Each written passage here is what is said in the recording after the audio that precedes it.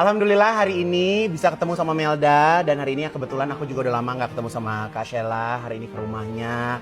Dari kemarin cuma ngeliat berita kamu viral di TikTok, di Instagram. Hari ini ketemu langsung, ya Allah. Jadi kamu terselamatkan. Alhamdulillah. Terselamatkan hidupmu oleh Ibu Peri. Ya Allah, baik-baik di Jakarta, ya kan? Fokus sekarang ini kerja, ya di sini Kasel bukan keluarga, bukan darah daging, tapi Kasel punya punya keyakinan bahwa di saat Kasel bantu kamu, kamu juga nantinya bisa berdiri di atas kaki kamu sendiri. Karena dulu Kasel dari Aceh ke Jakarta juga merangkak sama seperti kamu. Jadi kamu pun harus jauh lebih kuat dari Kasel. Ya, hanya cinta sama Allah yang abadi.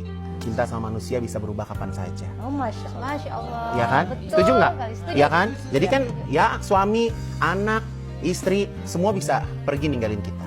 Tapi keyakinan hati kamu sama Allah itu yang bakal ada selamanya. Gitu. Semangat. Ya. Pokoknya tetap berbuat baik. Amin insya Allah. Yang penting hatinya bersih. Kalau hati kita bersih, kita mau dibawa kemana aja insya Allah kita jadi diri kita sendiri. Iya, benar. Ya. Jadi kalau hati kita udah mulai kotor, dengki, julid sama orang, nggak suka ngeliat orang sukses, nggak suka ngeliat orang happy, nggak suka ngeliat orang makmur, nggak suka ngeliat orang senang, ya insya Allah nggak akan bisa terus senang hatinya gitu. Karena yang paling mahal di dunia ini adalah ketenangan. Oh, Asik. Masya Allah. Haji Van Gunawan undur diri. Kak Sheila terima kasih banyak.